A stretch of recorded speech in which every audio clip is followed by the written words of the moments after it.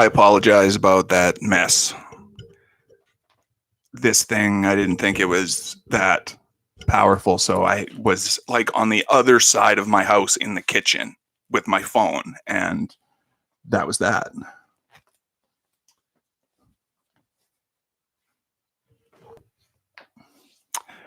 Yeah, adding commentary to the videos, I started making videos. And I didn't have any commentary at all. They looked just like Intervention did. And then people said, well, it's late at night and I don't want to read. And then I somehow started talking to both the secretaries then, and we talked about it, and then I narrated, and then I kept doing it. So I went from not talking at all to talking all the time.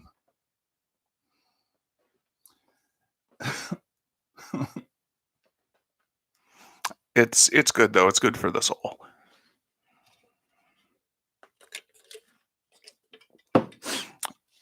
Did you guys want to see something neat?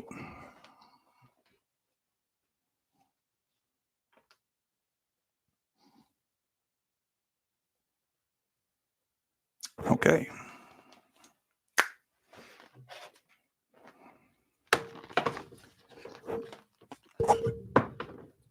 This is Super Grover. I'm sure you all know that. But this Super Grover is special.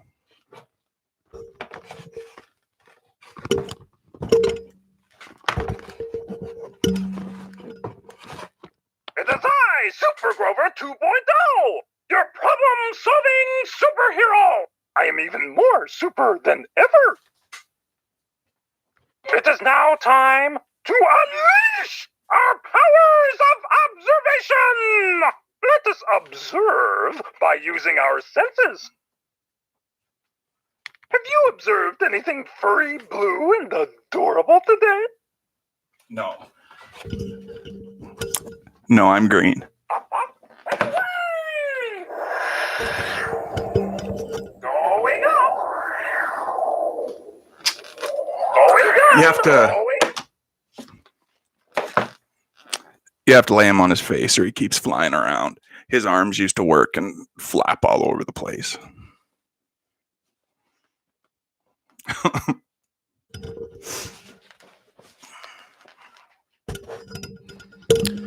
So we'll get going in a few minutes here.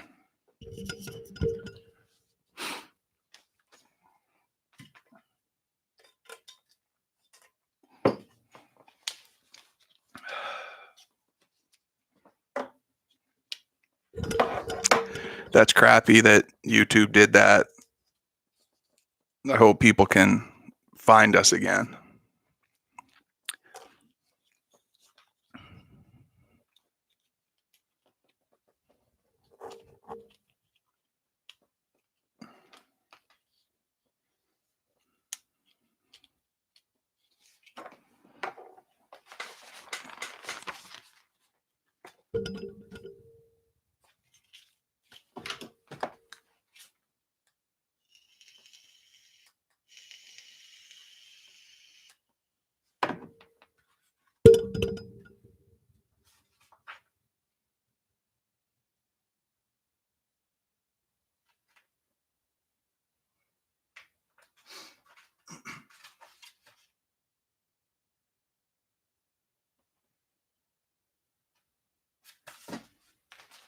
That's all I need to know.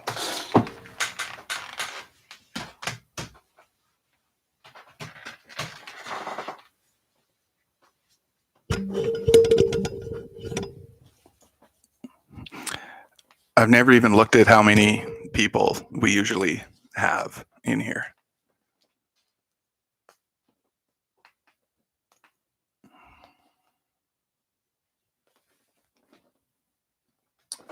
$13. I thought there was more than that before the YouTube garbage kicked everybody out. Maybe I should tweet the thing or something. I should do that.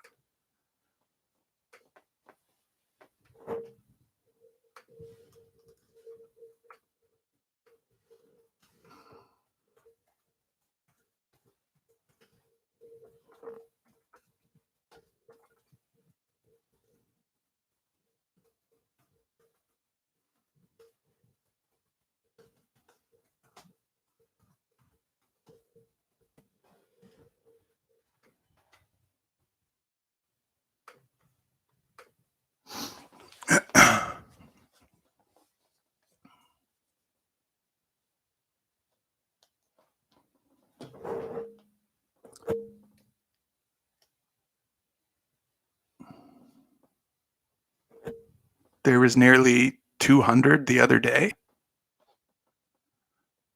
Oh,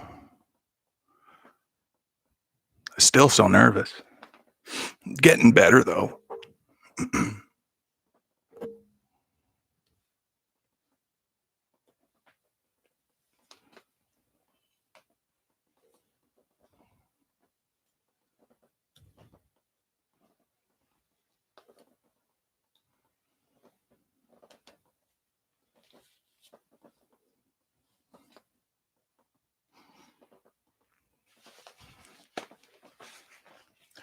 For some reason, I felt like I should say I'll be back. That was a weird feeling. It's weird.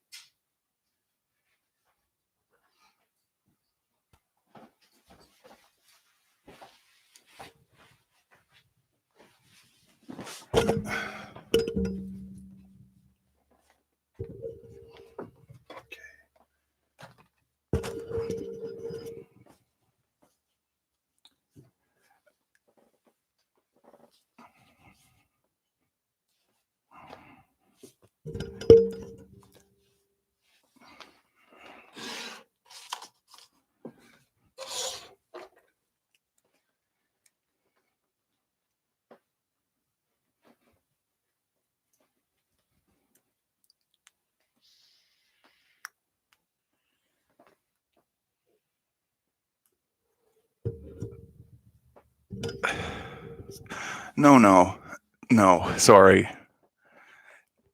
I have my good days and I have my bad days. And the good days are awesome.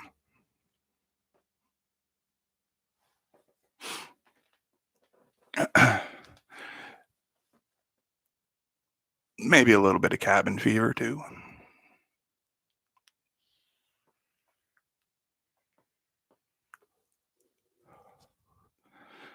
Whew. Dang. Knock a guy's head right off.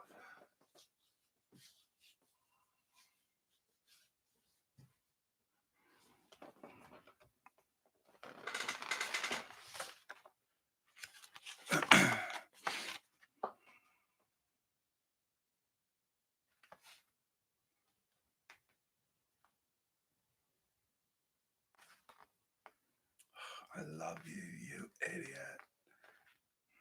Here's the first. So we've got.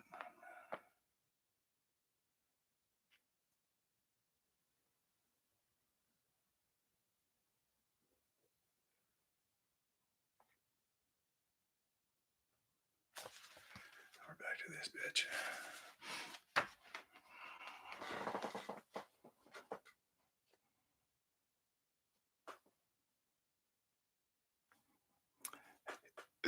I was all the way on the other side of my house. I think that's a little overboard on YouTube's part. But hey, rules are rules. And I've done this like 4 times and I'm bitching. People make a living off this. I can only imagine the bullshit.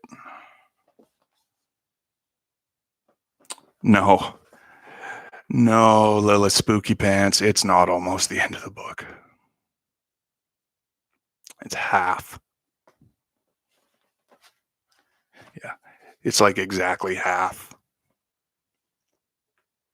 Why the desk rearrangement? Oh, I added something new.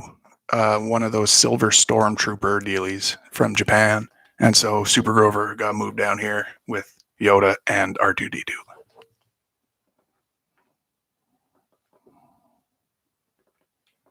Yeah. Lilith Spooky Pants, holy fuck, is right.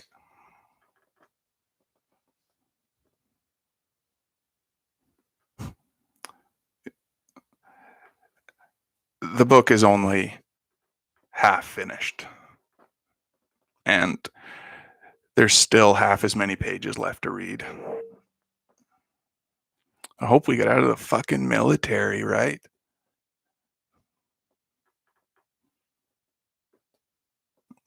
The thing about getting Kevin the spirit goat stuffed animal is we will not create any graven images.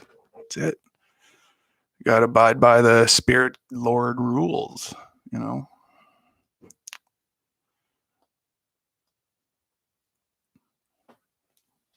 A Kevin. I will see what I can do about getting Kevins.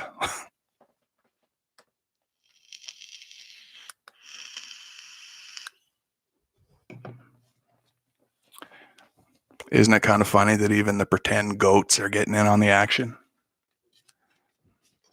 That's how big this has gotten. Even the make-believe motherfuckers are in on it.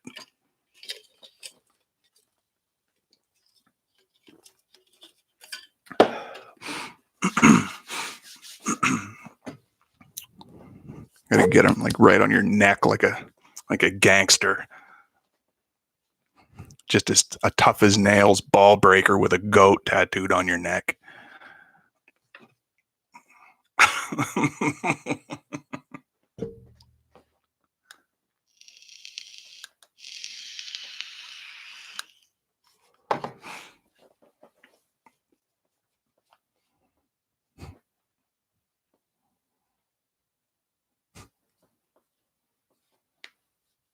Kevin.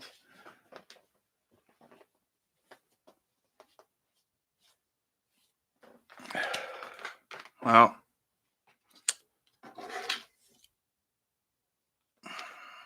I guess it's about that time, isn't it? Can't play music, but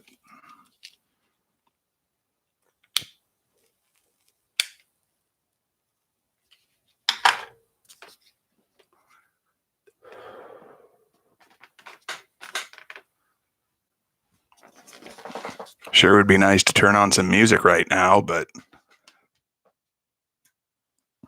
somebody could fucking whistle if that's also not copyrighted. Don't whistle a copyrighted tune. Holy fuck.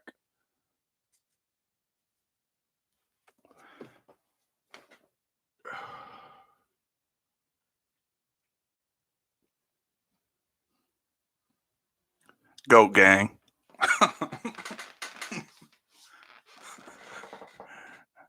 That has been stolen. Every time there's trouble, goat gang.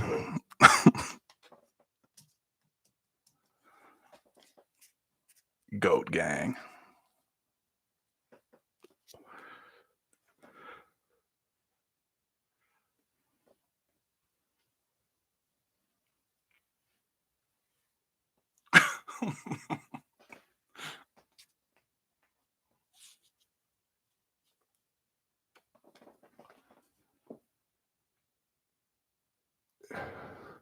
Goat gang. It rolls off the tongue. We could have like this could be the gang sign, like two, like two little horns. Goat gang.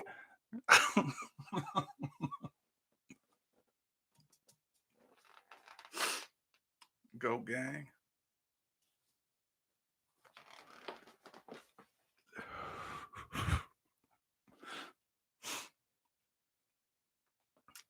Don't even get me started on like the hats for merch. They'd have some fucking coming off the front.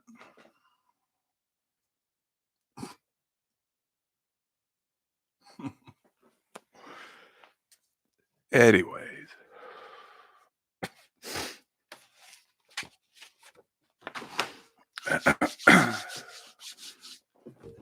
One second.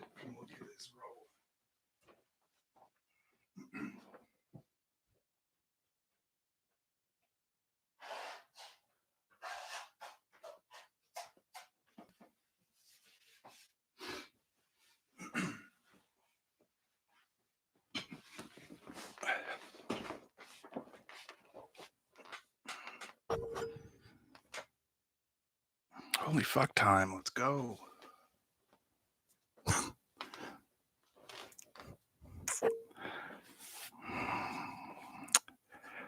These things that we come up with.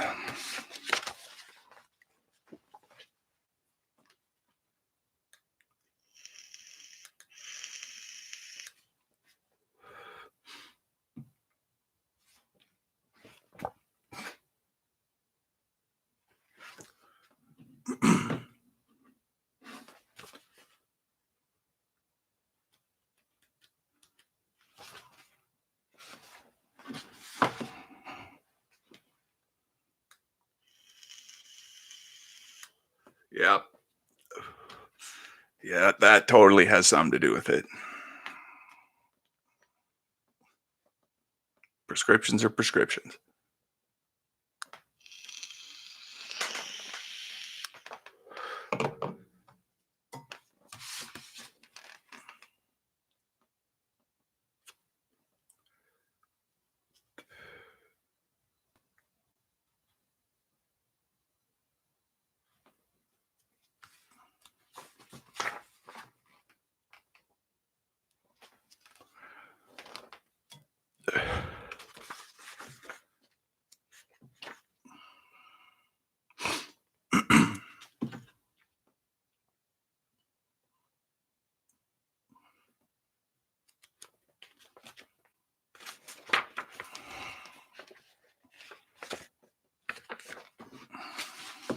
TikTok, let's fucking go here.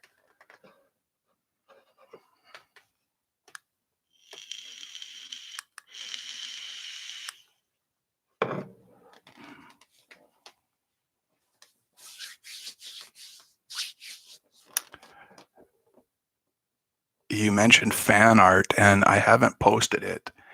Um, yeah, I think it was up on Twitter. Uh, a furry sent me a DM on Twitter and just laid out his biz, and he's like, "Dude, Kevin is your spirit animal. Here's what Kevin looks like." And I didn't really, it's a fursona or some shit. I don't know. I didn't really understand it, but it's a cool picture. I'll post it again later.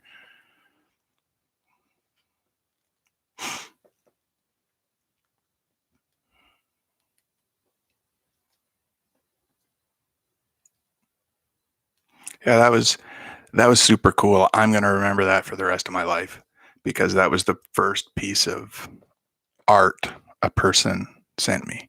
So that's it is, isn't it? It is.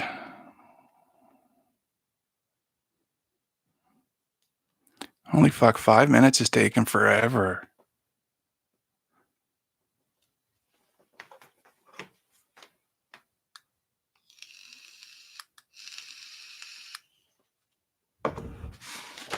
Okay.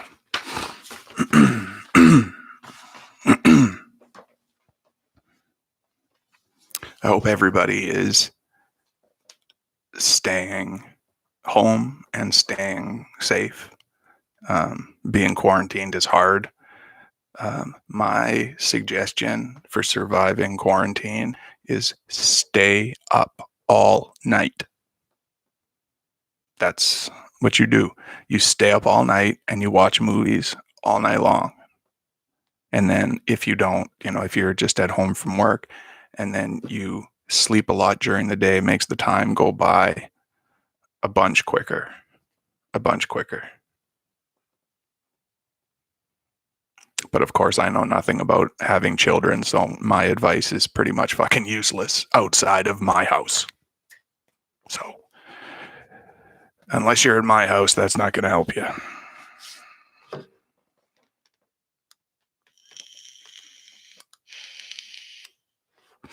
I'm pretty sure my stories are stupid. Pretty sure.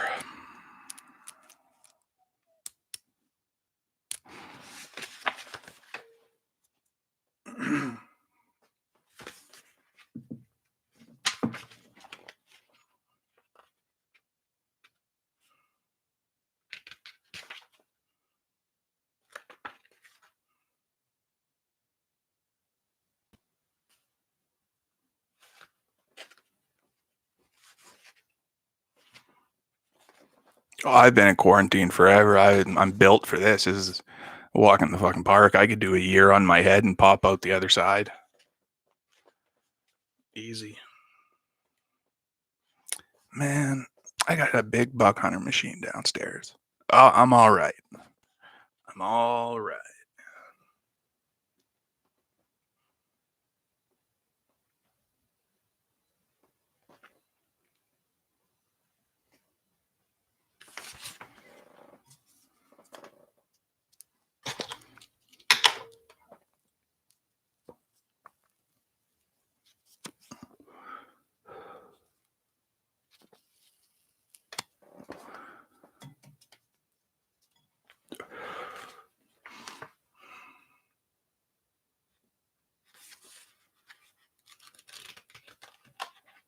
however you want to look.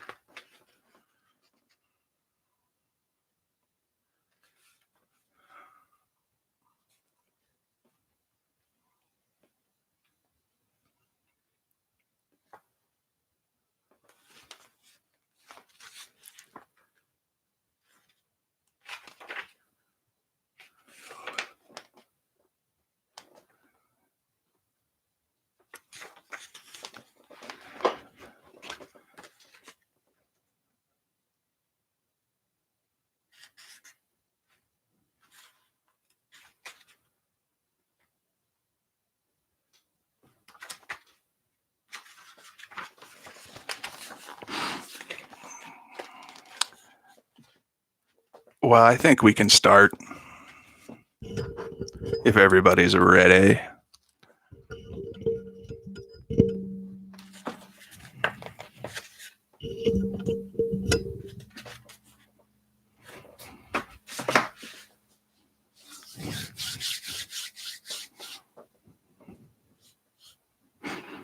Good deal.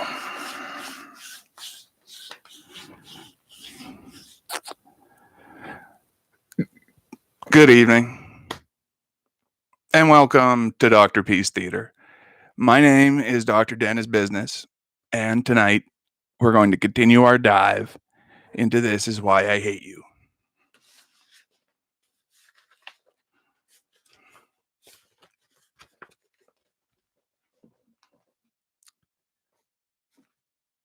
When we last left our hero,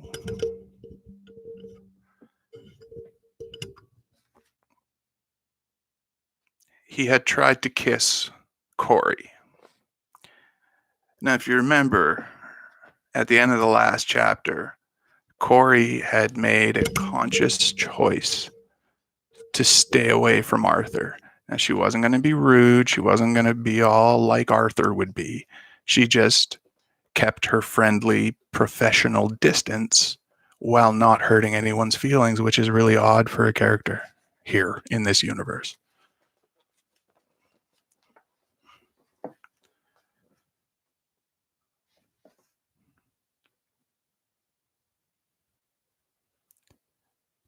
But I'm wrong. That isn't what happened. That's not at all what happened.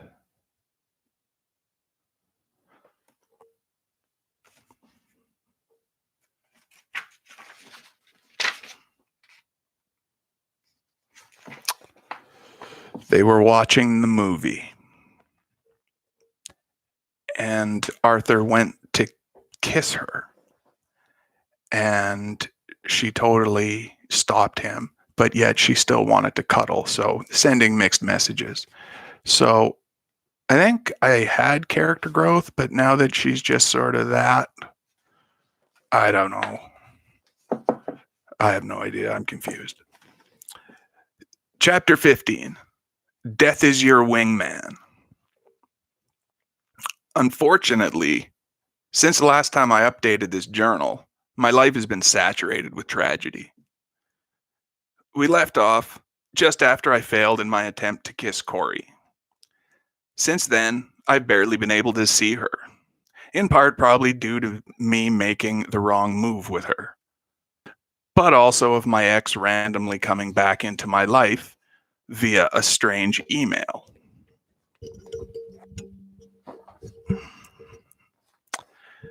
The email read, "Arthur, I need you." And that's all. I called her, and as soon as she heard my voice, she started crying. "What's going on, Ashley?" I asked. She replied, "How can you not know?" I had no idea what she was talking about, so I asked her again for her to explain. "Thomas is dead, Arthur," she said angrily. I didn't know. How was I supposed to know? She never talked to me. What did she expect? I remained calm. She was the victim, not me. Knowing she went through a loss, I said, "That's awful. I'm sorry." She replied angrily again, "Do you not even know about the school shooting?" I couldn't believe what I was hearing.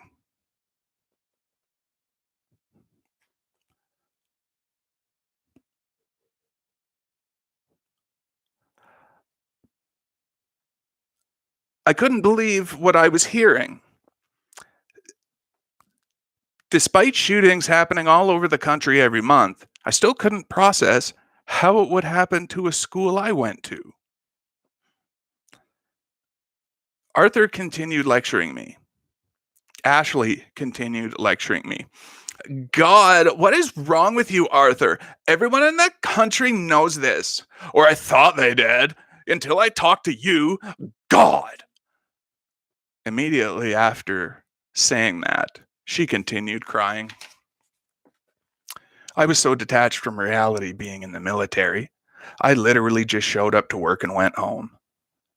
I barely spoke to anyone, especially since Corey and I haven't been talking much. My detachment from reality couldn't have come at a worse time.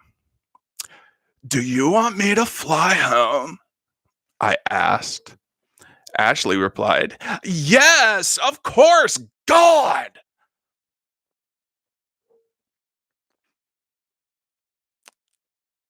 In a tone implying I was a jerk for just thinking I might not have to. I asked, I don't want to see my dad while I'm there. Can I just stay with you? She replied in a weak voice, Yes, Arthur. I asked for emergency leave through the sergeant in charge of me and was able to fly to Ashley the next day. When I arrived at the airport, I saw Ashley standing alone. The look in her eyes was absolutely hopeless. It was like I was staring at a burning building just about to cave in. She was waiting for me to show up, but had no idea I was already there. I imagine it was her teary eyes blurring her vision. As soon as she saw me, she dropped her face towards ground. I'm guessing she was trying to not lose it. I suppose her reaction was similar to when children get hurt. A lot of times they don't cry till they see someone they know will comfort them. It's often only when they see you that they fall apart.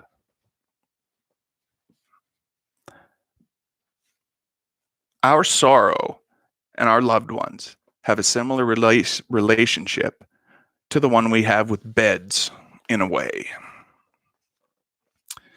We wouldn't throw ourselves upon cement when we're exhausted, but the moment we see a mattress, we free fall. I walked up to Ashley and gave her a hug, her face pressed against my neck. After only a couple seconds, she began kissing my skin. I was caught off guard. I didn't understand why she would even think about kissing me, but mid through that, thought she grabbed the back of my head and pressed her lips on mine. I was incredibly confused, but I didn't want to upset her anymore. That and I hadn't kissed anyone in some time. In fact, now that I think about it, Ashley was the last person I was physically intimate with. I just felt bad, like I was taking advantage of her sadness. Ashley and I continued to kiss in the airport till she randomly stepped back and said, Okay, let's go. She was in a bipolar tone, as if she wasn't just crying and we weren't just making out. Ashley grabbed my bag and dragged it out for me. Her pulling my luggage around was hilarious, because she's not a large girl, so it looked really disproportionate. Thing is, I knew she was tough, and she was doing everything she could to keep her mind off her brother, so again, I let her have her way, rather than trying to be a cliché gentleman.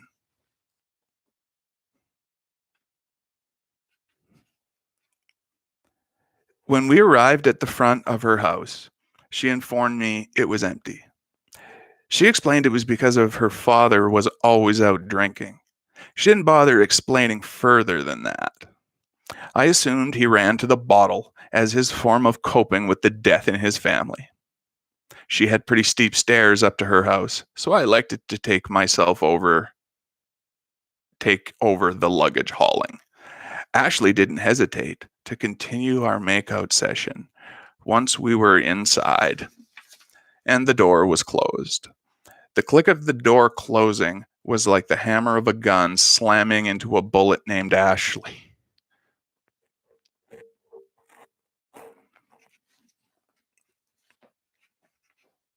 She threw herself upon me. In that moment, it became crystal clear why exactly I was there. Her father used alcohol to escape, and Ashley was gonna use me. I was the same as the heavy luggage she had hauled through the airport. I was a distraction, a physically taxing experience to get her mind off death. Most every time we slept together that week, she did most of the work.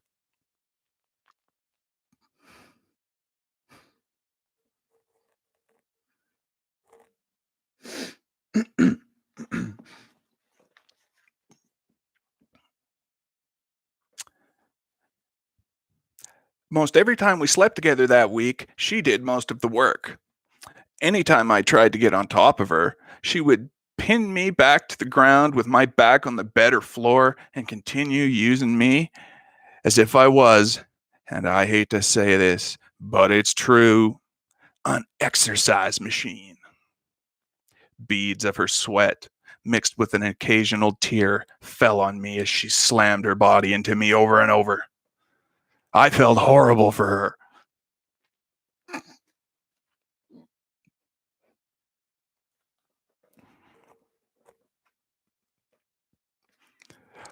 I felt horrible for her. I wanted to.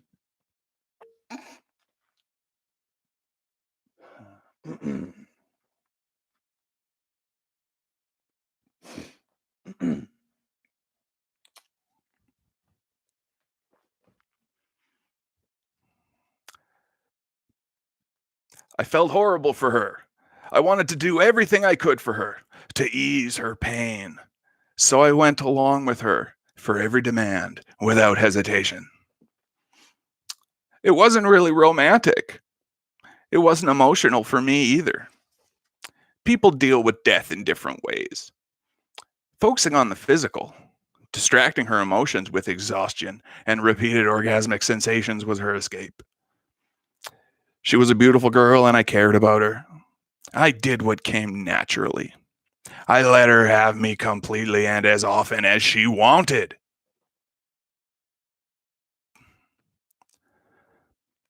At the funeral home, some girl named Lisa gave a long speech about how much she loved Ashley's brother. She shared more sobs than words with us. She was an absolute wreck, even more so than Ashley herself. The reality about this Lisa girl, however, is I knew she would be over Thomas in no time. She would likely find some other guy to pretend to truly love in a few weeks. Love is a funny thing. Call it evolution, spiritual, or whatever else you like. Names are just products of someone's opinions.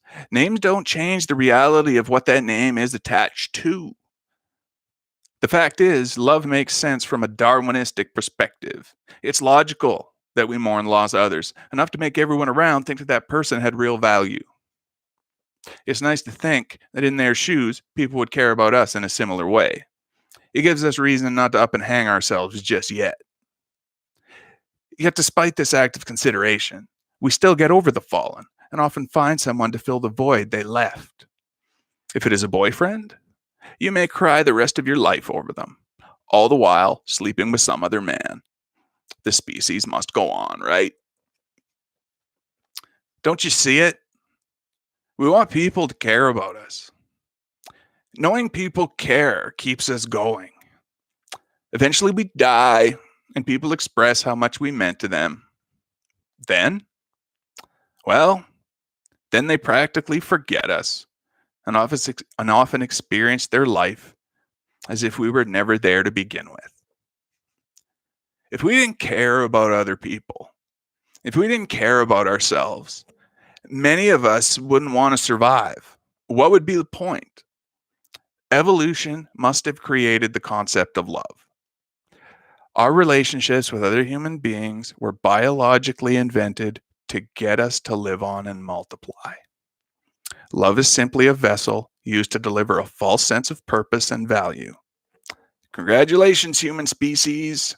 You tricked us all into outliving our reproductive organs. That's all you wanted, right? Stick around till your junk stops working, then die. Maybe we as a species have a purpose, but me? You? The world wouldn't even know that we were gone. Looking at this girl cry about her boyfriend, Lisa, she would be bouncing on some other guy's bare lap as if her dead boyfriend never existed in a month. Tops.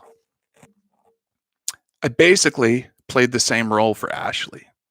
I was there to make her feel valued. I was a reason not to shove a gun in her mouth and paint her pretty bedroom walls with chunks of crimson. Not too long after the funeral, I had to return to base, as I only had 1 week left before my deployment. I was ready to get out of here. I loved Ashley for a number of reasons, but she didn't have a clear mind, and I no doubt fully served my purpose there. Now, when I say I love Ashley, it's not like the love I feel for Corey.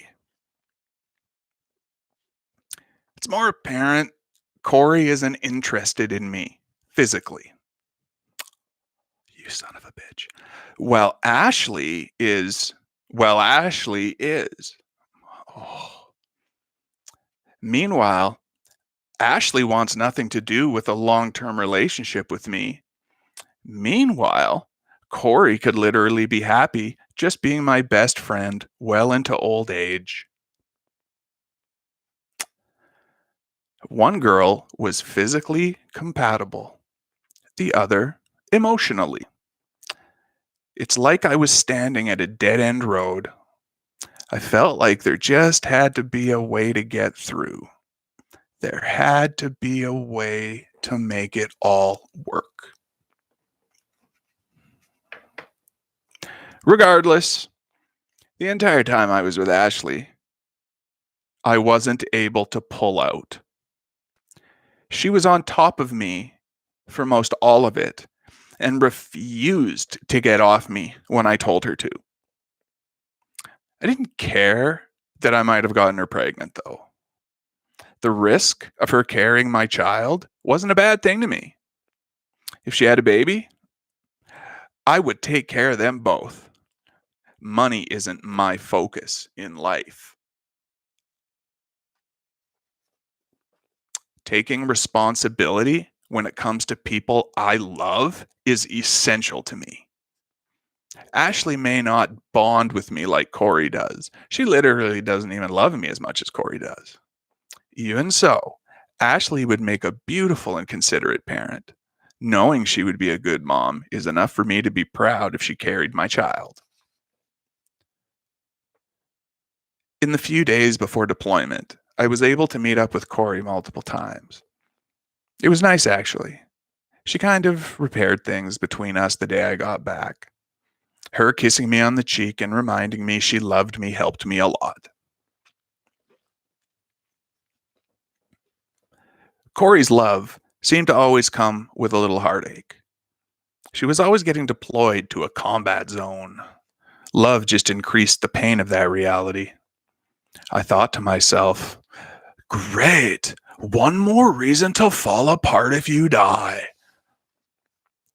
I love Corey. I love Ashley. And neither of them wants to date me. They both have their own agendas. Ashley clearly has no interest in being a military wife. She's probably still waiting for a guy who better complements her state of mind than I do. As for Corey, I'm still trying to figure her out. Maybe I'm literally just not physically attractive to her. Nevertheless, Corey helped me pack and took me to the airport. She's probably a little upset with me due to me tricking her at the last second. When we hugged and said goodbye, she went to kiss me, so I seized the opportunity. As she leaned in, I quickly turned my head at the perfect time so her lips would connect with mine. That act resulted in me getting slapped on the face, but it was so worth it. Her lips were literally the softest thing I'd ever felt on mine. That woman is literally perfect. The last thing I said to Corey before she left was that I loved her. The last thing she said to me was, asshole. She had a smile when she said it, but still. I really hope that's not literally the last thing she ever says to me. Jesus.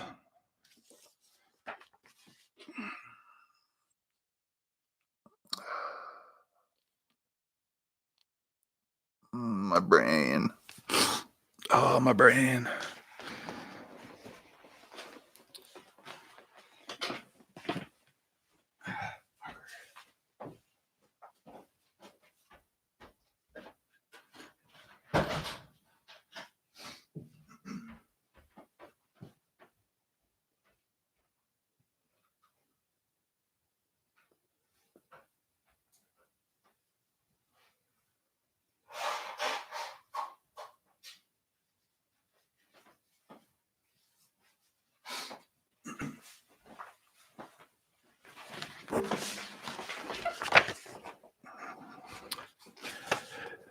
That was chapter 15 of This Is Why I Hate You.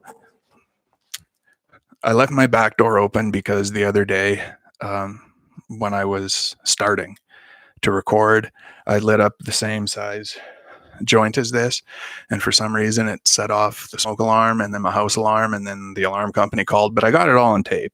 So I left the back door open and I'm frozen. And that was chapter 15, and that was ridiculous.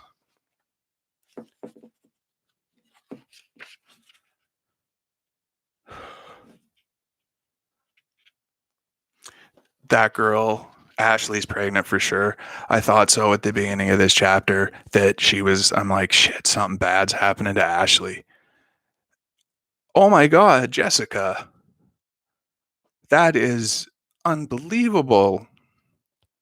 You super sweetheart, goat gang.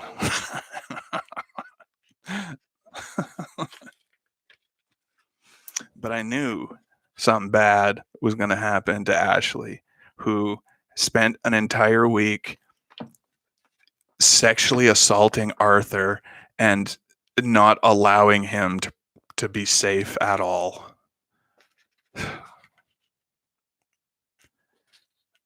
So I guess it's her fault, because I guess it's not Arthur's fault because she wouldn't let him. He's good, Arthur is. I notice that we now have the topic of two girls being introduced, and the qualities of each girl being split apart and then removed and then reshuffled into one girl, but both the girls are still there. Do you know what I mean? Like, oh, I like this, I like this, I like this, I like this, so I'm going to use you for the, and you know what I'm talking about. It's the beginning of the conversation of two, and I didn't expect that at all.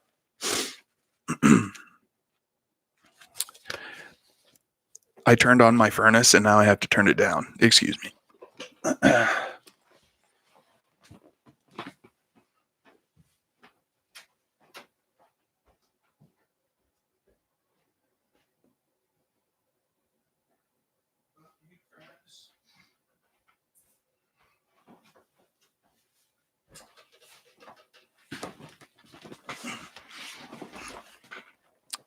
So that chapter was really weird.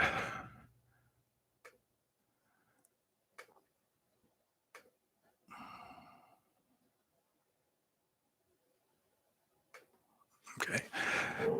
Learning what new buttons do, and I'm scared to push things because every time Dr. Business hits a button, the whole fucking world burns down.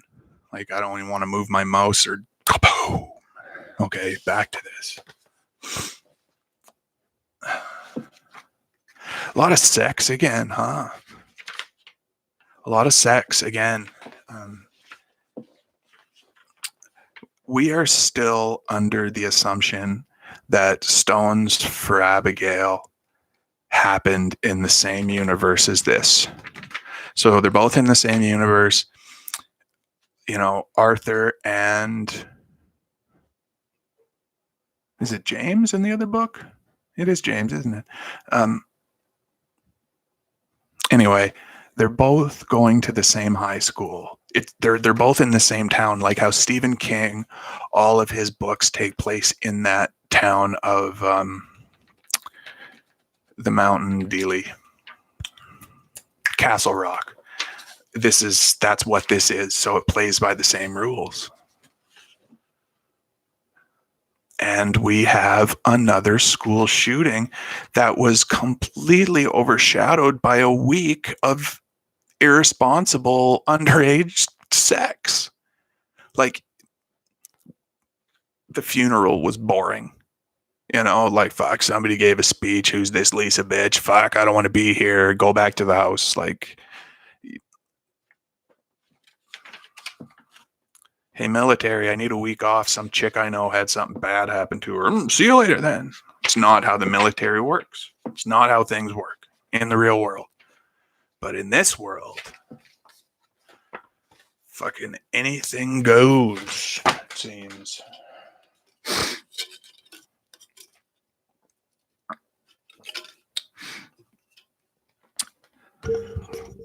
That is delicious. Sponsor me, Red Bull.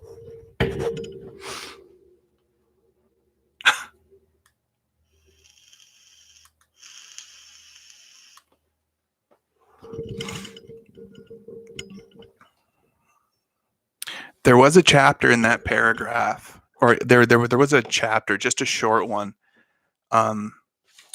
when the writer was talking about, where was it?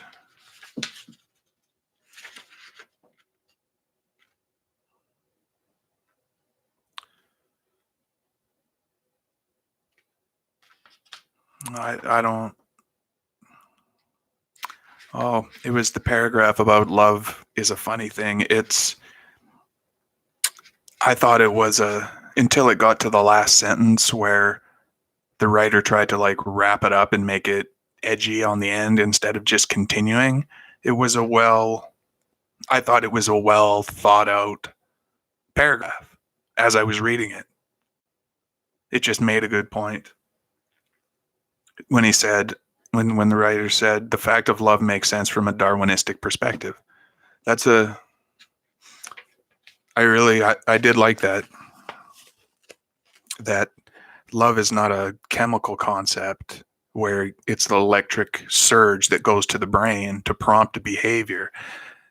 You know, he's saying from a Darwinistic perspective means that love is an actual thing wired into evolution, and love has evolved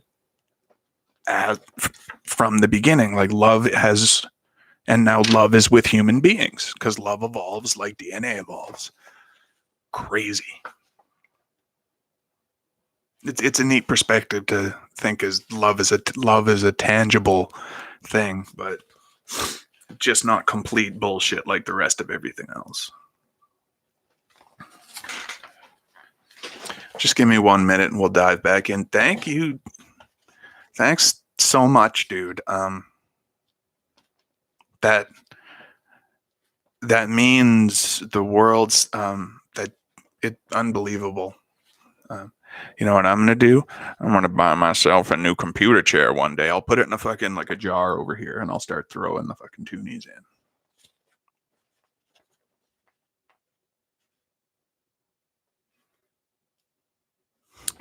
Now I have Goat Gang stuck in my head. I fear that if we use that incorrectly, it could become super stupid super quick. You know, it's one of those things like when people say the word bro too much. Like everything would be like, you know, what do you want on your pizza? Pepperoni and bacon, go gang. And it would be ridiculous all the time. Like, let's start this chapter of Goat Gang. Mm.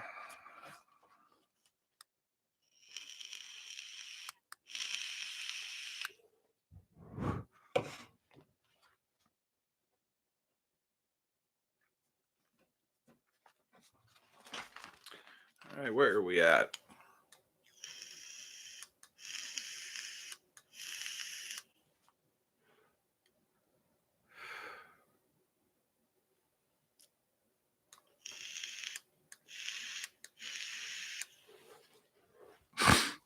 Oh shit, we're going on the road.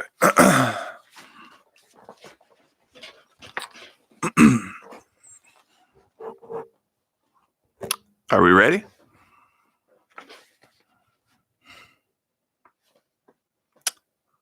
Oh, and there's Caffeinated Zombie.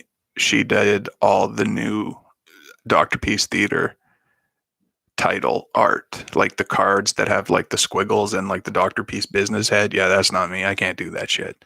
And she's working on a special one. And Miss Heasy, secretary,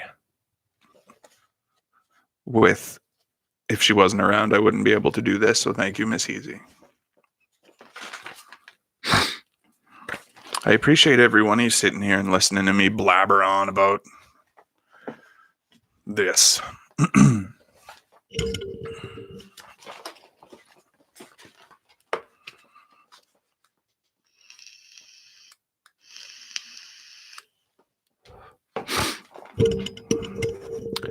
Feel good, everybody, because we're going on the road.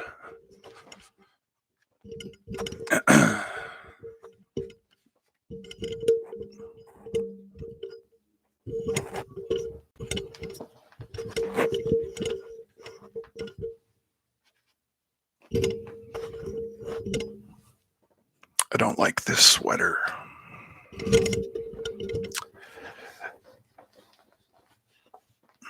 Chapter 16.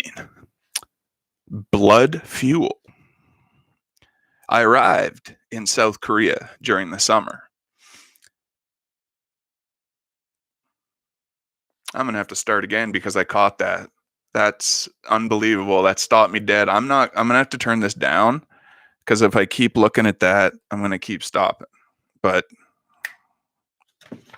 that is much appreciated. That threw me off there. This house was freezing. Chapter 16.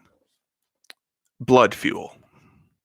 I arrived in South Korea during the summer, so it was incredibly hot and humid.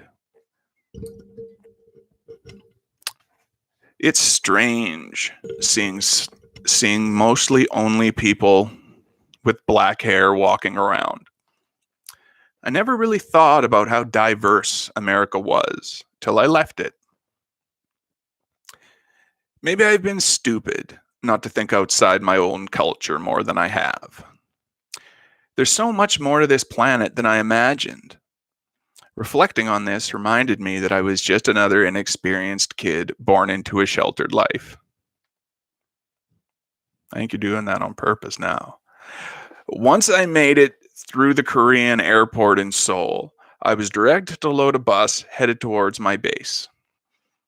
During our horrifying bus ride of weaving in and out of freeway lanes at top speed towards my new home, they played us a documentary on the relationship between North and South Korea.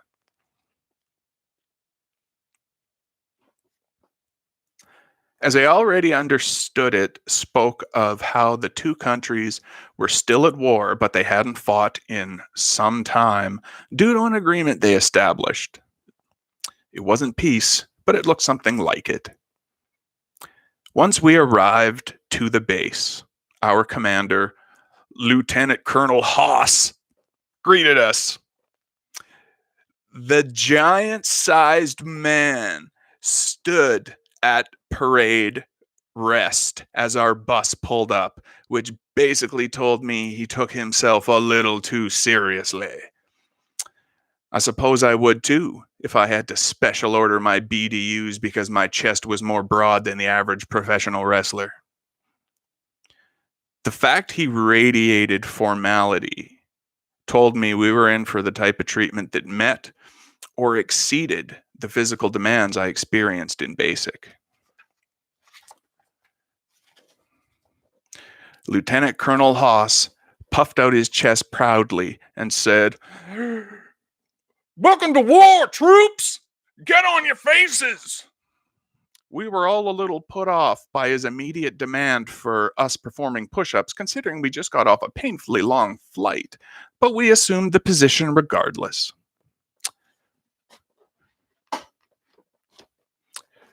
The commander belted out furiously, "You may not think we are at war, but we are at war. Any day those chongers could be hopping the fence, and you know what happens when they hop that fence? We fight or we die." He scanned us all with his eyes as we rested on our bellies, looking up at him as we could. "Why are you looking at me? Push, troops, push!" he screamed. As we began doing push-ups, the lieutenant colonel continued, "I have been at this base 4 years, and I have loved every hellish day of it.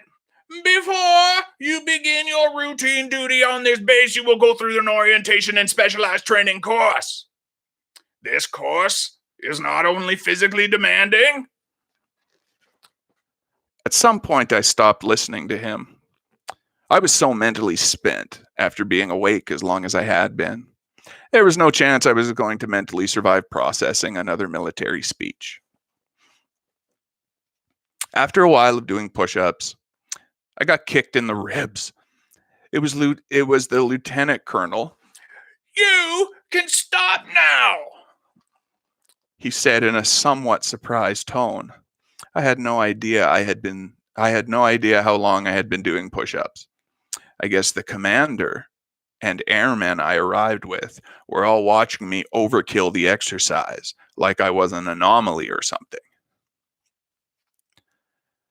Without delay, I apologized to the lieutenant colonel for not hearing him repeatedly telling me to stop before he got physical. Apparently, the other airmen had stopped because their arms were already giving out. I was always good at push-ups. It's part of what makes me intimidating in fights. Push-ups are basically our way of stimulating slow, non-impactful punching. One of the airmen said, "Dude, did you black out?" I smiled and quickly returned to a fully standing position, saying, "I'm just tired." The commander chuckled and replied, "Clearly not, troop." All the airmen laughed, but I was extremely and mentally tired. I had nothing here for me in South Korea. I just wanted to do my time there and get out of the military when my contract expired.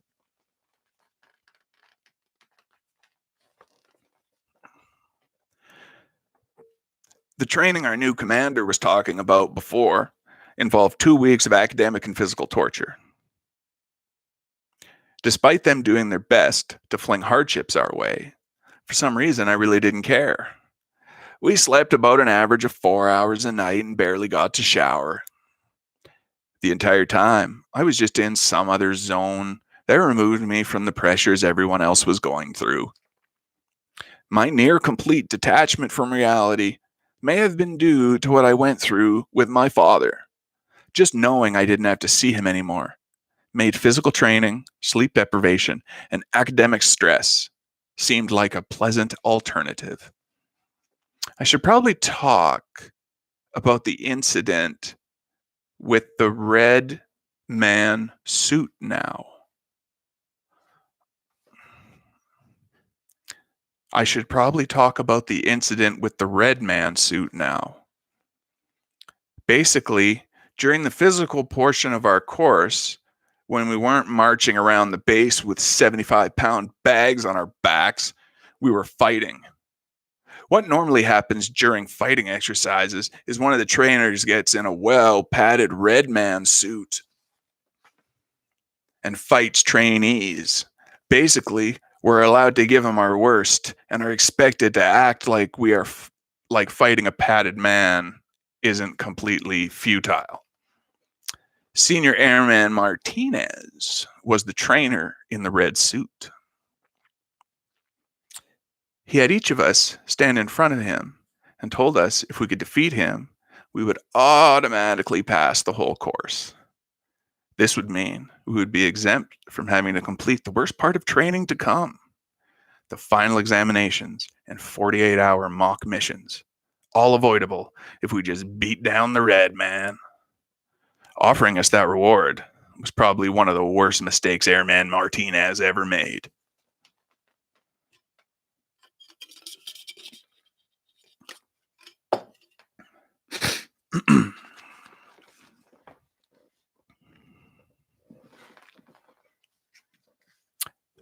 I was third in line to take on the Martinez. He was actually impressively talented at humiliating the other airmen with leg sweeps. He also clearly understood the advantage of guiding their heads to the ground. When you lose control of a person's head, their body is often yours to direct as well. I was lucky to be able to study his fighting style before it was my turn. Right on. Martinez wasn't too rough with the airmen, however. In fact, he was very graceful in his fighting tactics, despite looking like a giant red douche canoe. The only negative thing he would do is laugh at the troops when they were on the ground. It was humiliating for every airman, but humiliation wasn't the reason why I did what I was about to do. I made a choice to take the path of least resistance. Each trainee had a semi-hardened wand they would hit the red man's pads with. The other trainees didn't use it very efficiently, but I knew how to maximize its potential. As soon as Airman Martinez said, "All right, man, next victim," something inside me was unleashed. I marched towards Airman Martinez and allowed him to strike me in my head repeatedly. He screamed, "Mang, fight back, Airman!" But I wasn't ready. I stood at attention as he continued to hit me. What's wrong with you, Mang?" he asked, and punched me again and again in the side of the head. I allowed punch after punch to collide with me, some causing me to fall out of the position of attention.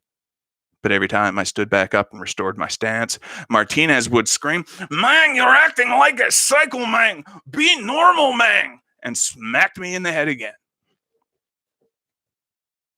Martinez then tried to leg sweep me, but I jumped his limb like a jump rope and returned to the position of attention. My behavior was clearly disturbing Martinez, so he decided to try and make an example out of me. Hilariously, I must have been punched 16 times before my nose began to bleed. I mumbled to myself, "All right, go ahead." Immediately, I broke out of my position of attention. I placed the base of my baton into a locked fist and thrust it forward like a spear. I hit my target and the baton slid right between the bars of his mask so it would violently make contact with his nose. Unfortunately, the mask stopped the baton before it made full contact. In response, my attempt was to seriously harm him. Martinez screamed, "What the fuck, man?" But before he could finish his sentence, I jumped up and kicked the baton deeper into the mask, driving it into his face. A loud pop sound rang out, and Martinez began screaming for some reason. I didn't stop, despite the fight obviously being over. Maybe I was just upset about him giving me a bloody nose. I proceeded to leg sweep him, as he did with the other students. As his body fell, he continued to scream over the baton being bashed into his face. In my final move, I grabbed the front of his foot. I remember feeling his toes wiggle in pain through his boot as I strategically positioned his foot so I could break his ankle. Once his foot was where I wanted it to be, I proceeded to stomping on his ankle with all my weight till I heard a snapping sound. Martinez screamed unlike anyone I had ever heard. Chills of satisfaction surged through my body as the other airmen screamed at me. I didn't understand what they were saying. I was lost in a feeling of accomplishment. In a significant way, I wished the man practically crying on the ground wasn't Martinez. There were so many other people who deserved to suffer, and I barely knew this airman. The world was full of injustice. I could feel myself slipping into the darkness. I was becoming just another broken gun. Innocent people were becoming collateral damage of my deteriorating personality. This is what happens when I'm thousands of miles away from anyone who loves me. I have no purpose. And right then, I felt like inflicting pain that I felt on everyone else. For a brief moment, watching his suffering made me forget my own.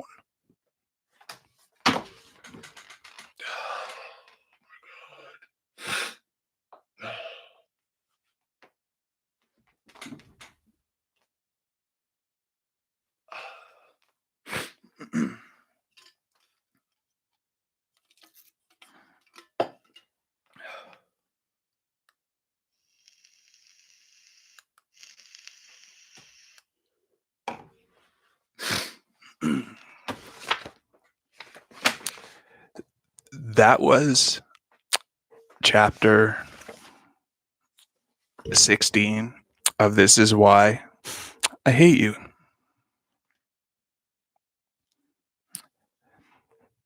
I apologize if I got a little out of control and perhaps a little racist. I didn't mean it. It just said Mexican and I had to go to something.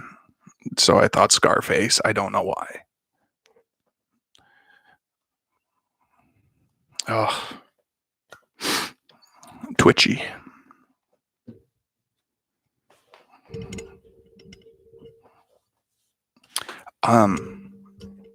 Before I say anything, I saw a bunch of those super chat stickers go by. I appreciate that to death. I will figure out how. I don't know where those go. Like, I got some the other day and I still don't know where they go, so I have to find them. But thank you. You know, this is fun and I enjoy it. And I'm glad you enjoy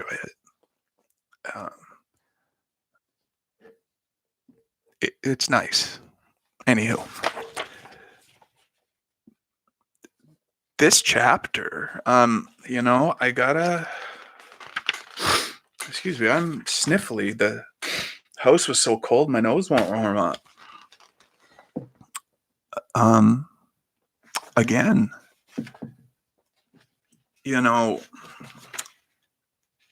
I think sometimes it's fair to put our feelings aside just for a moment and think about just a writer in general, and an a writer of a difficult, unfinished, self-titled, you know, adult preteen fiction that it is.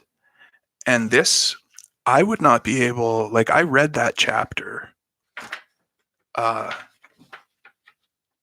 Was that only 4 pages? That felt like forever. That felt forever. It did. It felt forever. But I wouldn't be able to read a chapter that well if it wasn't written decently.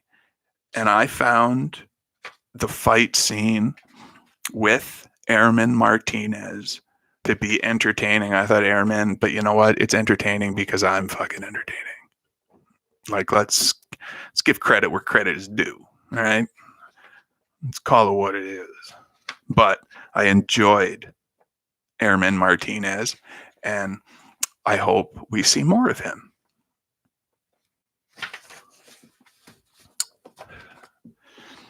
Well, friends, we're all locked in the house.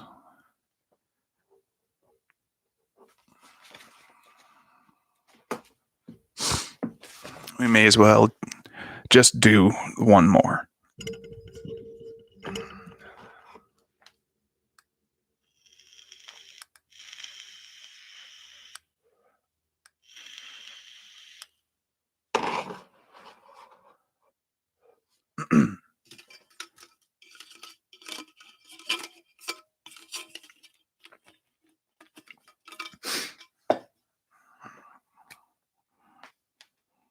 Okay.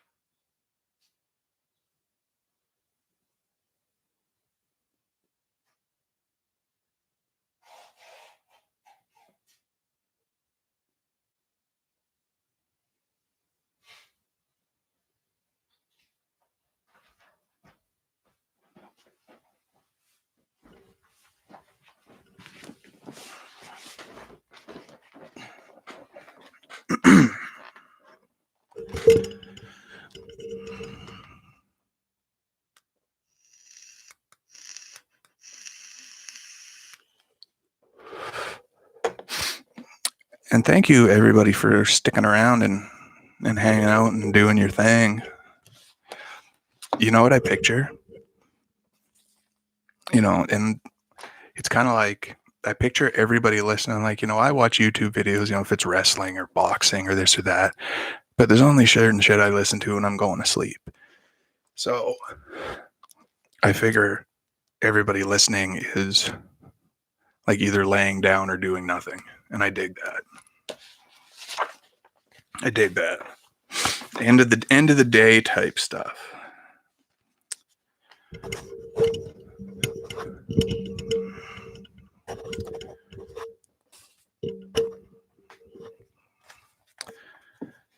Chapter 17. Unfriendly Fire.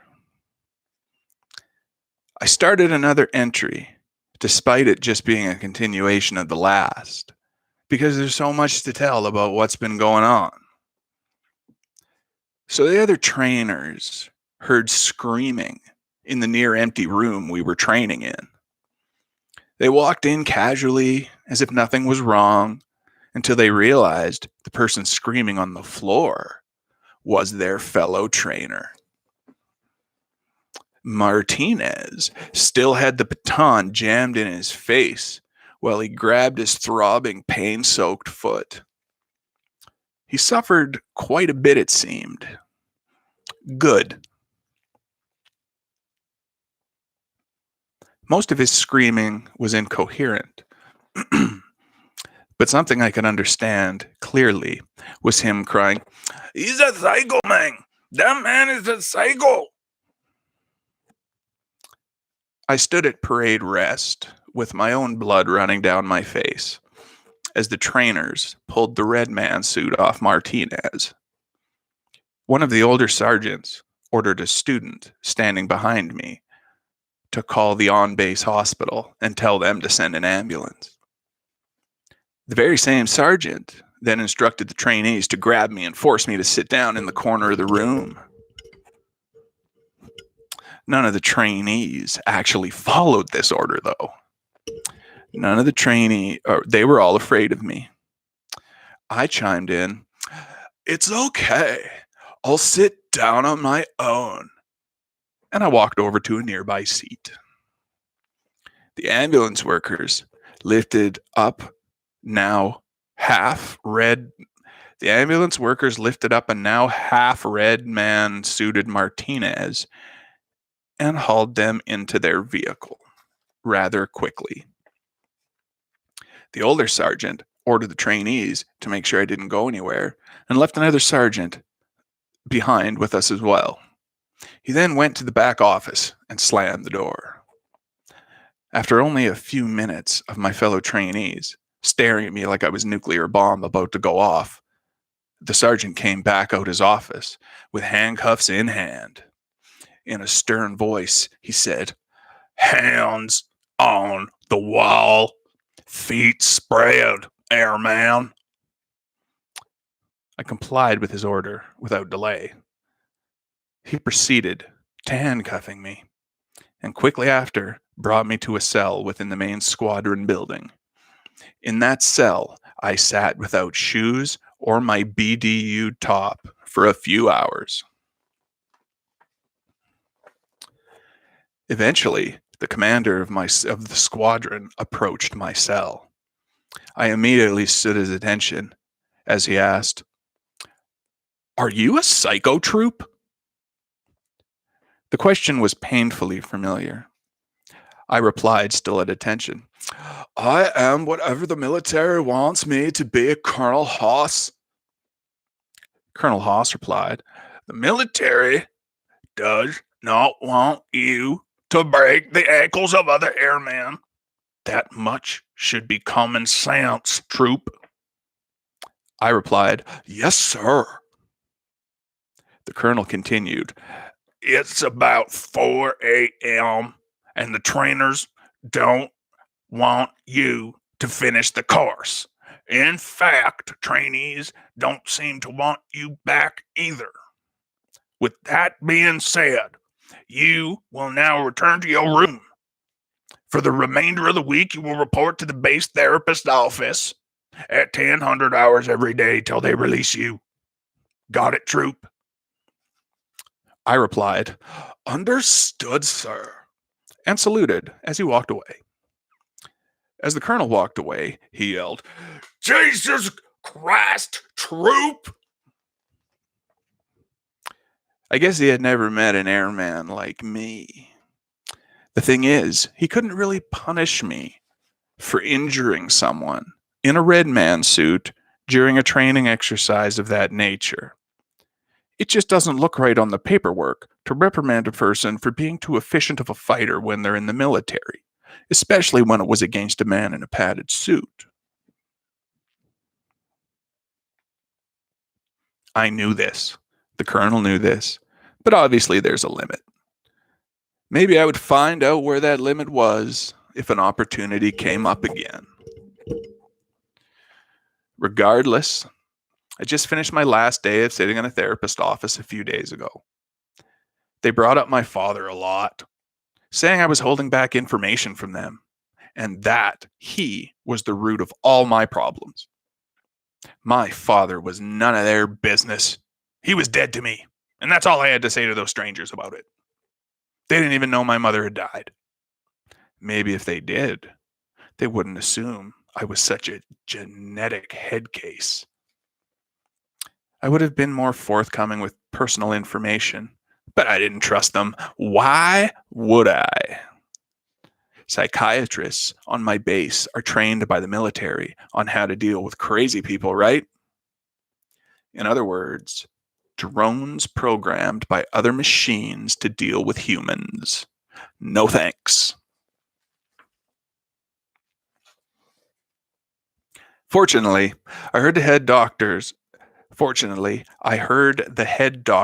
cleared me for returning to duty since then.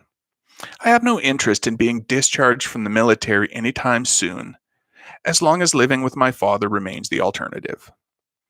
It would be especially unreasonable if my discharge were a result of anyone thinking I'm too violent to be enlisted. Is that not what we're here for? You could just get a job and rent a fucking condo. The military is primarily just a weapon, plain and simple. Did they really expect every airman to go through combat training to be unable to destroy the man hiding behind the red man suit? We're only allowed to be killers and psychopaths when they put their stamp of approval on it, right? Otherwise, there's something wrong with us. I'm sure I'll be subjected to plenty more faulty military logic as time passes. I don't even know what it's about. I don't know what this is about. Oh my gosh. I don't know what this is about. That was weird. And that was chapter 18 of This Is Why I Hate You.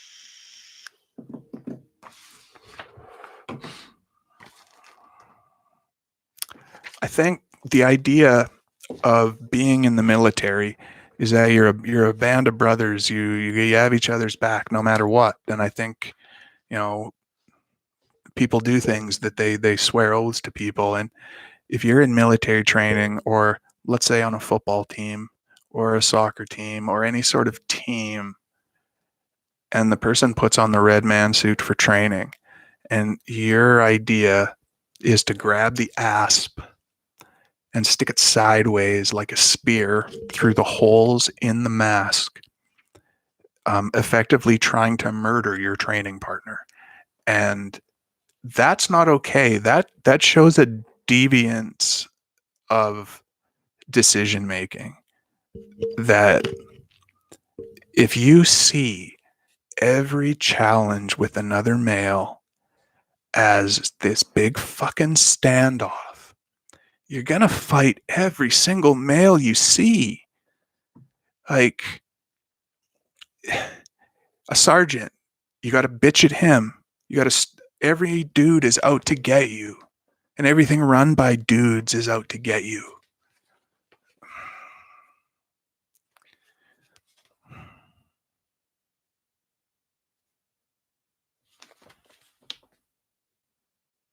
Like, and the other thing about the red man suit is it's not even really about the man in the red man suit. It's about saying you destroyed the red man in the red man suit because you're a military guy and you shouldn't have to turn off your psychopath. And that makes zero sense. And that's just not a good outlook on anything. Again, I've said this before and I feel like I say it all the time, but that isn't how the military works. It's just not how it works. It's not how things work.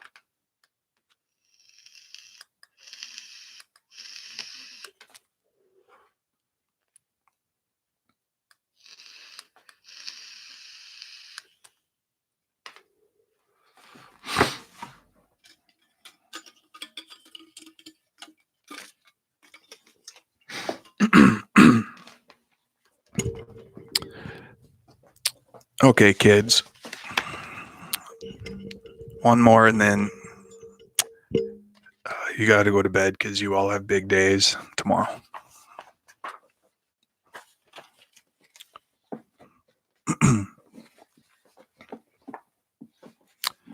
Chapter 18. You got what you ordered. So an incredible amount of things have happened. But first off, I want to talk about this girl, Rachel, aka Airman Norman. Airman Norman. So an incredible amount of things have happened. But first off, I want to talk about this girl, Rachel, aka Airman Norman. I know what you're thinking. Oh God, another one. And you're right, I'm pathetic. I bounce from woman to woman and move extremely fast with them. I get it. Really, I'm just another defective product of this ridiculous species. But just like you, my point is, there's no point in pretending I don't have basic human needs. Be realistic. So this girl, Rachel Norman, I call her Booty.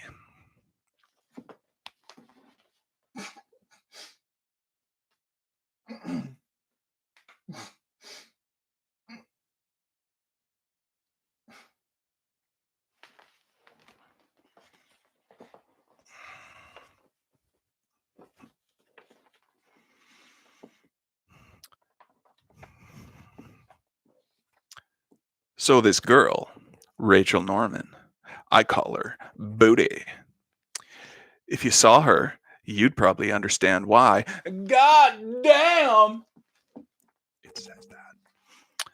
She came to our base only a few weeks ago, and we immediately connected. She's not my race. In fact, she's the first girl I've been with that has a different skin color than me. But God, we literally wreck each other when we're alone.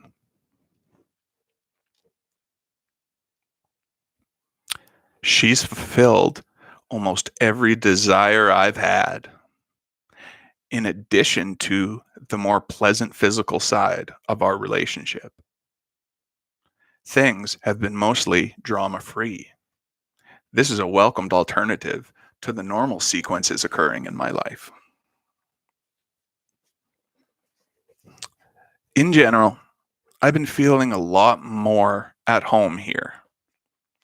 Most people are desperate to get away from this base, but for me, it's practically paradise at this point. They encourage my mentality here. They don't tell me to believe in made up gods or eat a certain diet. They want me to be the bone breaker I was born to be.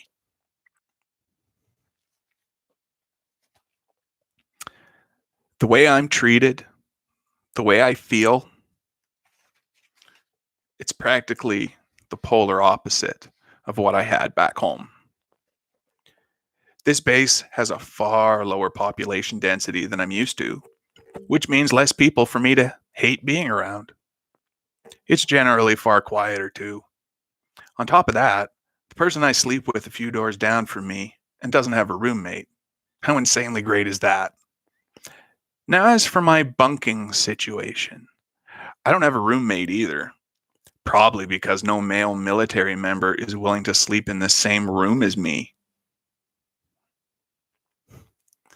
After the training incident, my last roommate was already replaced on orders to leave, and no one has replaced him since. There's literally not much to say about my job here. It's not how like it was back in Oklahoma. When I was in the States, I would occasionally be able to get into a patrol car and actually do police work. Rank wasn't as important there. Here, you can't even drive a car unless you're a sergeant. Back in Oklahoma, I could literally act as a patrolman despite my low rank. In Korea, for the most part, I just stare at fences and try not to lose my mind more than I already have. I'm armed with awesome weaponry on a daily basis, but obviously, because South Korea and North Korea are not actually actively killing each other with these weapons, they're basically just an extra weight to carry. You may have noticed I'm not afraid to get into fights. I say that as a joke, of course. I understand my position. Regardless, it's the same story on a different day. Recently, Senior Airman Austin, or Raven as his friends call him, was hitting on Airman Norman alone in the briefing room. When I walked in, he had a hand on her hip, and her back was against the wall so she couldn't easily escape him. Airman Austin was subjecting my girlfriend to something painfully similar to what Ashley had gone through. Oh, shit. Remember that kid's arm I broke back in school? Well, that Airman Austin was doing to Airman Norman was even worse now. Unfortunately, I was only on Airman first class at this point and was already in hot water for what I did to Martinez. In a calm voice, I said, Airman Austin, that is my girlfriend. He turned and smiled at me with his hand still groping her hip. That's Senior Airman. Him demanding I address him by his full rank infuriated me more than I already was. What he was doing, combined with those 3 words executed in that tone, made me want to stomp on his face till only smashed brains, torn flesh, and broken bones were left of it. I maintained my composure, despite him condescendingly reminding me of his rank and spoke in the direction of my girlfriend, Booty. Immediately, the senior airman busted up laughing, and his altered composure. Immediately, the senior airman busted up laughing, and with his altered composure, his hand slid off her hip. Airman Austin asked while laughing, Booty? That's what you call her? I smiled angrily and replied, Yeah, Booty. You wouldn't know the half of it. As we spoke, Booty walked past me and out the briefing room doors. She wasn't upset with me. She just wanted out of that situation. Airman Austin said in a jovial tone, "You're a kick, dude, but I was going to bang your girlfriend anyway, bro." My mind was a war zone. I couldn't hold back my words any longer. I spoke in a low, gravelly tone. "If you touch her again, I will slit your throat." Airman Austin's attitude changed completely. Him being a few inches taller than me didn't help my position either. He replied in a more serious manner than before. "Now I'm definitely gonna bang your girlfriend, bro. Only when I'm done, there won't be anything left of her." I blacked out. I woke up in the hospital in a neck brace and had 3 broken fingers.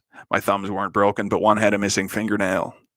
Both my hands were covered in dried blood as well. It looked like someone had attempted to clean it off, but apparently failed miserably. While noticing the condition of my hands, I also quickly realized both my wrists were handcuffed to the bed that I was in. I could hear someone screaming in the background, "You're not going to take him anywhere! We want killers at this base. We want fighters. What's wrong with you? We're in the military, goddammit, not in the Boy Scouts." I was pretty sure it was Lieutenant Colonel and the Scouts. He always had the same slightly optimistic tone to his screaming, despite how angry he sometimes was.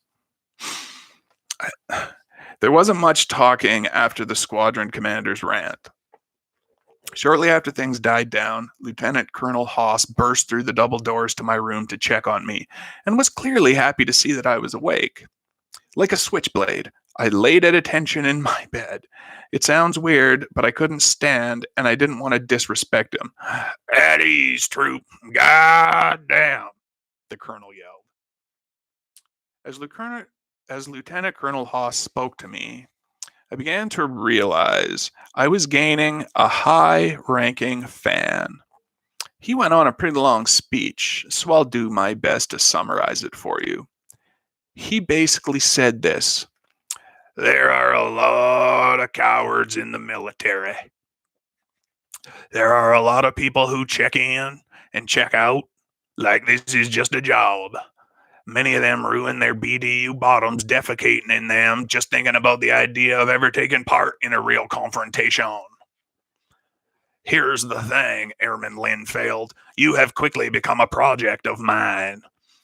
You aren't a coward, and I don't think you are a psychopath. I might have assumed you were had I not talked to Airman Norman, who I guess is your girlfriend."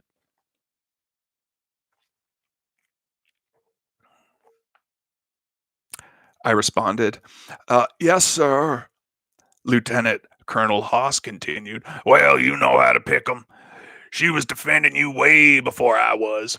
Once she explained why you did what you did, I've completely written it off.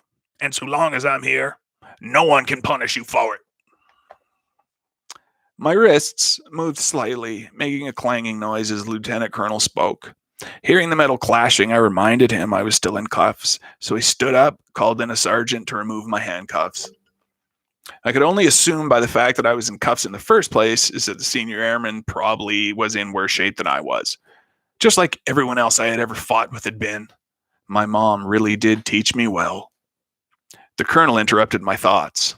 The colonel interrupted my thoughts.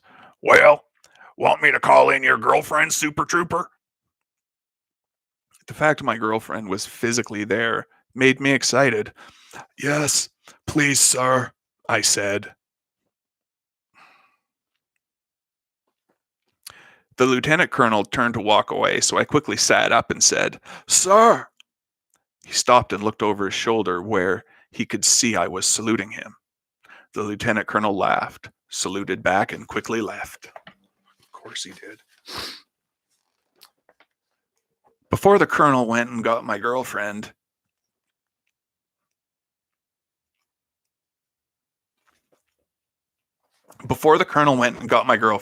another person clearly approached him outside talking about me. He just screamed back at them, "No! Article 15, no LOR, no therapy, no nothing. He's already cleared. No one touch him. You got me." A few voices screamed back, "Yes, sir." After a few minutes of silence alone in the hospital bed, Booty ran in while screaming excitedly, "Oh my God, you psychopath!" She sounded happy, but her dialogue was confusing. "Psycho? Why?" I asked. Booty explained. "After Austin threw you against one of the desks, you jumped on him and ripped out his eye with your bare hands." I sat there in shock. I felt sick. After a moment of silence, I asked, "Is he, I mean, what's his condition now?"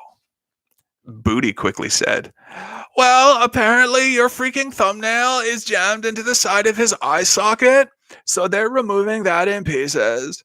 But salvaging his eye and not happening. The amount of damage you did. God, Artie." Knowing the extent of the damage I inflicted made me question Lieutenant Colonel not sending me to a padded cell somewhere.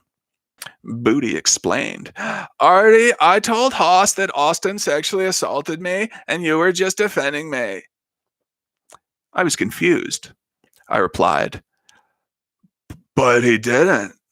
Booty shook her head and quickly corrected me. "Actually, when someone places their hands on another person in the way he did, it's considered sexual assault. I mean, he groped me, Artie." Her saying that made me feel much more content.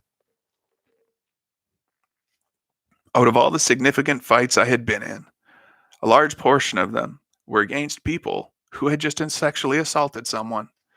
The one with Martinez was the result of my bloody nose and my father. Well, he shouldn't have choked me, I warned him. Maybe I wasn't the psychopath people described me to be. Maybe Lieutenant Colonel Haas saw me for who I really was. In his eyes, I'm exactly what the military needed. Maybe I am.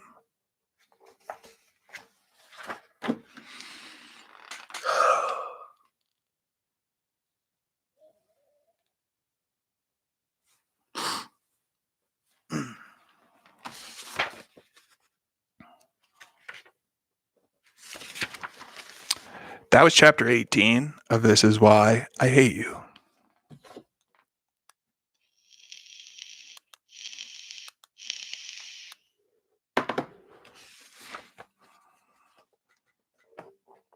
I don't know about this new girl. She seems like trouble.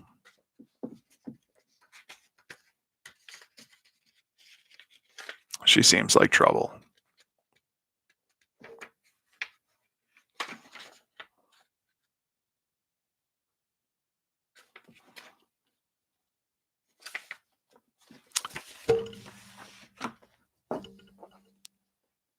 So Arthur's a killing machine then.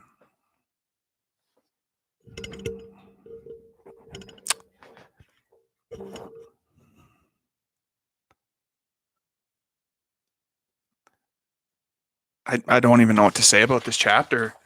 Again, we went from somewhere where there was a little bit of growth back down to this. A big blackout male battle of it's his dad's fault. And why on God's green earth would he name that girl Booty? I think by saying, yeah, this is her name's Airman Norman. Airman Norman. It's hard to read and say, hey, this is Airman Norman. And Rachel. You couldn't just call her fucking Rachel and give her some dignity. You got to be like, hey, this is Rachel. She's in the Air Force with me. She's, quite accomplished. No, this is Booty. Yeah, that, you know what I mean? Nobody's named Booty. And this is not how the military works.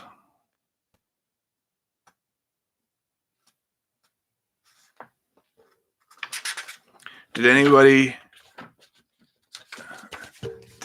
notice anything?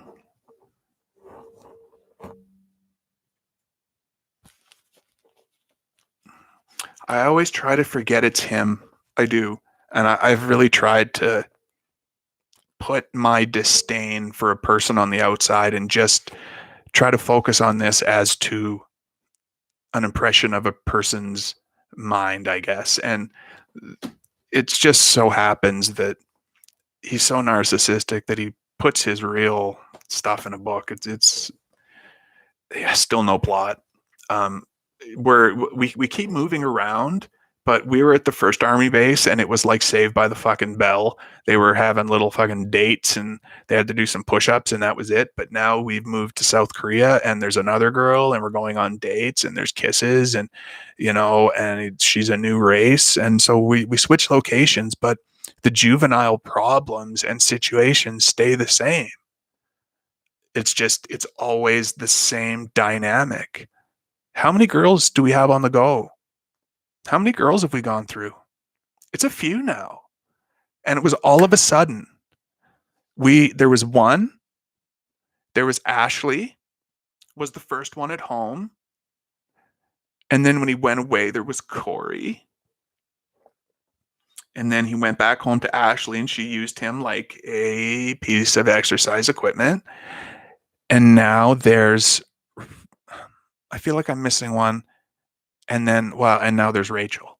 No, there was another one because there was the long distance, or was he talking about he was long distance between Ashley and Corey, and now we have Rachel. Booty. We have Booty. So we've got 3 girls that we've gone through. I just noticed that. It's more changing this, like the setting of the narrative, but then using the characters to like reinforce your own narrative and the narrative itself not affecting story progression. Does that make sense? I don't know if that makes any sense. That might be ridiculous. And I don't think I can say that again. So if it was ridiculous, that's the fucking way it's going to stand. Oh, wow. We've been doing this a while. I appreciate everybody that came by and hung out today. I know we're all stuck at home and whatnot. I was a lazy ass and I didn't do anything yesterday because I crashed out. But we will continue our dive tomorrow. And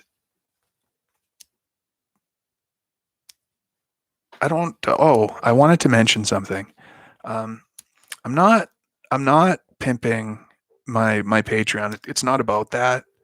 I think I mentioned this. Me and the secretaries were talking back in like November, just sort of brainstorming ideas when I was just starting stuff out. And one of them was mystery boxes because I love mystery boxes.